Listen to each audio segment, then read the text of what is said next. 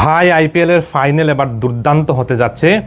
রজত পাটিদার বলেছেন যে বক্তব্য বলেছেন যে বিরাট কোহলির জন্যই কিন্তু এই আরসিবি আজ বিরাট কোহলির হাতে এই ট্রফিটা তুলে দিতে চায়। কারণ গত 18 বছর বেঙ্গালুরুর পক্ষ হয়ে খেলেছেন বিরাট কোহলি, আর আজকে এই সময়টা এসে যে ট্রফি জিতে আইপিএলের যে ট্রফিটা সেটা জিতে যে রজত পাটিদার রয়েছেন, ওনার যে টিম রয়েছেন সবাই মিলে বিরাট কোহলিকে সেটা কিন্তু ডেডিকেট করবেন।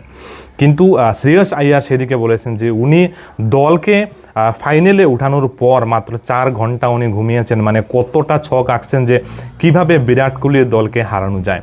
তবে পাঞ্জাবের দলকে একেবারে হালকা করে নিলে কিন্তু হবে না।